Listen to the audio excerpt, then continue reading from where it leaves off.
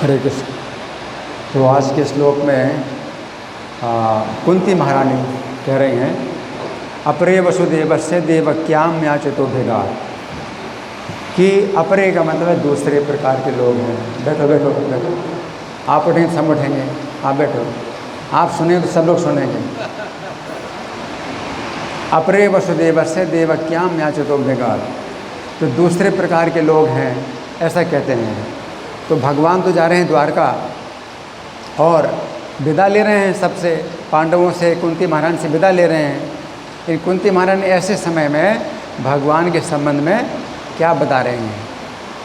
तो पिछले श्लोक में कहा था केचित आहुर अजम जातम, कि कुछ लोग आपको ऐसा बोलते हैं कि आप क्यों आए इस पृथ्वी पर, तो आप अजन्मा है लेकिन आपने जन्म लिया। तो यदु महाराज आपके बड़े प्रिय भक्त हैं, तो इसलिए आपने उनके वंश में अवतार लिया, उनकी कीर्ति बढ़ाने के लिए। फिर आज के श्लोक में कुंती महारानी के केचित आहु, कुछ लोग ऐसा कह रहे हैं। तो मतलब भगवान के अवतार के कई कारण हैं। तो कोई एक कारण बताता है, दूसरा कोई दूसरा कारण बताता है, तीसरा कारण बताता है, और सभी कारण हैं। भगवान के अवतार के अनेक कारण हैं और सभी कारण सही हैं, क्योंकि भगवान सभी कार्यों को एक साथ करते हैं। तो एक साथ जो है अवतार होता है, तो सभी कारणों को जो है भगवान संपन्न करते हैं। तो यहाँ पर कुंती महारानी कहती हैं कि कुछ लोग ऐसा कहते हैं कि आपके अवतार का कारण क्या है, कि वसुदेव से देवक्याम याचतो भेगार, वसुदेव और देवकी ने आपको मांग लिया। तो यह बात भी सही है। तो प्रभुपाद बता रहे हैं कि वसुदेव देवकी का जब विवाह हुआ, तो पिछले जन्म में कृष्ण और सुतपा थे। तो जब विवाहित हुए, कृष्ण सुतपा विवाहित हुए, तो उन्होंने संतान उत्पन्न नहीं की, जबकि संतान उत्पन्न करने के लिए ही विवाह किया था। इन संतान उत्पन्न नहीं की, बल्कि तपस्या की भगवान को प्रसन्न करने की। और भगवान को प्रसन्न करने के लिए जब तपस्या की, तो भगवान जो है उनको वर देने के लिए आए।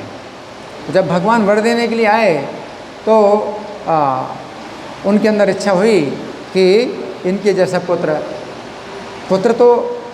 पुत्र का वरदान तो मांगना ही था कि हमें पुत्र प्राप्त हो, भगवान को प्रसन्न करके ही वो संतान उत्पन्न करेंगे। लेकिन भगवान को जब देखा, तो भगवान का इतना सुंदर रूप, बालक रूप, तो इसका मतलब भगवान बालक रूप में आए। भगवान बालक रूप में आए वर देने के लिए। 4 भुजाओं का रूप था, लेकिन बालक का रूप था।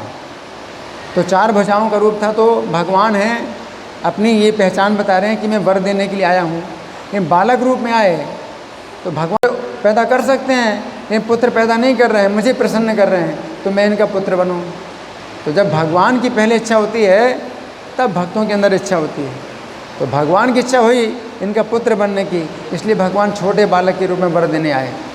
और इतना सुंदर बालक कि इनके अंदर इच्छा हुई कि ये हमारा पुत्र बन जाए। तो भगवान को ही पुत्र बनाना चाहते हैं, लेकिन भगवान है, इनको कैसे हम पुत्र बना सकते हैं, कैसे हम इनसे कह सकते हैं आप हमारे पुत्र बनिए।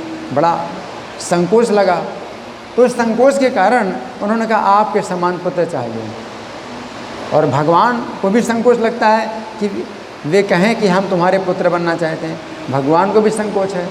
तो फिर भगवान क्या बोले, मेरे समान कोई नहीं, इसलिए मैं पुत्र बनूंगा। तो भगवान को भी कारण मिल गया। तो भगवान उनका पुत्र बनना चाहते हैं, और वो भगवान को अपना पुत्र बनाना चाहते हैं, लेकिन कहने में दोनों को संकोच है। वो भी संकोच कर रहे हैं कि कैसे कहें भगवान को, अनंत ब्रह्मांडों के स्वामी को कैसे कहें हमारे पुत्र बनिए। और अनंत ब्रह्मांडों के स्वामी भगवान, वो भी सोचते हैं मैं कैसे कहूँ कि मैं तुम्हारा पुत्र बनना चाहता हूँ।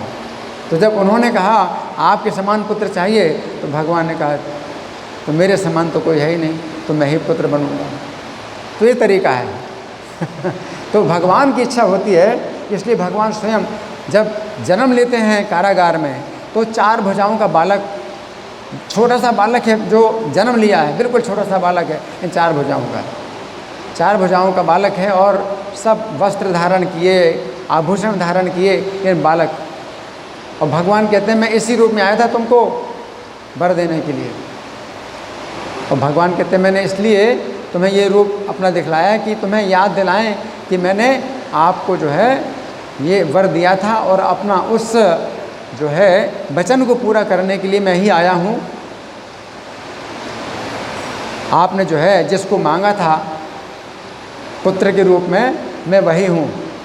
तो भगवान जो है अपने वचन की याद दिलाने के लिए अपना ये रूप दिखाते हैं।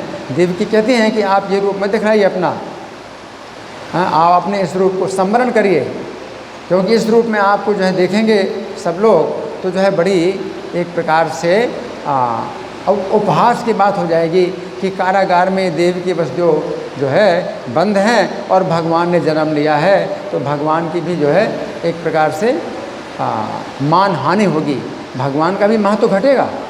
तो देवकी कहती हैं आप अपने इस रूप को छिपा लीजिए, ये रूप जो है मतलब किसी को पता ना चले, क्योंकि बड़ी ये जो है अपमान की बात है आपके लिए। तो भगवान कहते हैं कि नहीं, मैंने आपको दिखाने के लिए रूप जो है धारण किया है, आपको याद दिलाने के लिए रूप धारण किया है। तो भगवान की इच्छा होती है, और जब जो पति पत्नी है अगर भगवान को पुत्र बना लेते हैं तो भगवान केंद्र हो जाते हैं उनके। इस प्रकार से परस्पर का जो आकर्षण है, स्त्री पुरुष का जो आकर्षण है, वो भगवान के आकर्षण में बदल जाता है। तो गृहस्थ जीवन में ये आवश्यक है कि भगवान को केंद्र बनाया जाए, नहीं तो स्त्री पुरुष का जो आकर्षण है वो तयो मिथो हृदय ग्रंथि माहू, हृदय की गांठ बन जाती है। कौन सा स्त्रियाँ मिथुनी भाव में ताम, स्त्री पुरुष का जो मिथुनी भाव होता है, परस्पर दाम्पत्य भाव होता है, पति पत्नी का भाव होता है, तो ये तयो मिथो हृदय ग्रंथि माहू, हृदय की गांठ बन जाती है, बंधन बन जाता है, एक दूसरे से बंध जाते हैं। लेकिन उसी में जो है अगर भगवान केंद्र में आ जाएं, भगवान पुत्र के रूप में आ जाएं, तो फिर वो जो है परस्पर का जो आकर्षण है वो क्या हो जाता है, कृष्ण पर केंद्रित हो जाता है। इस प्रकार से जो है ये भगवान का अवतार का ये कारण है। फिर कहते हैं और दूसरा कारण है अजस तमस्य क्षेमाय वधाय च असुर स्वाम। तो कुछ लोग ऐसा कहते हैं कि आप जो है साधुओं की रक्षा के लिए आए और असुरों का विनाश करने के लिए आए। तो ये भी कारण, तो भगवान ने जो है एक साथ ही जो है कई प्रकार के कार्य जो है मतलब संपन्न कर लिए। तो देवकी वसुदेव की जो इच्छा थी कि उनको पुत्र रूप में प्राप्त हों, तो भगवान 3 जन्मों में, भगवान कहते हैं तीसरा जन्म है मेरा कि मैं आपका ही पुत्र बना हूँ। इस प्रकार से भगवान जो है भक्तों की इच्छा भी पूरी करते हैं, और साथ साथ जो पृथ्वी का भार उतारने का कार्य है, धर्म की स्थापना का कार्य है, असुरों का विनाश करने का कार्य है, वो भी भगवान करते हैं। हरे कृष्ण।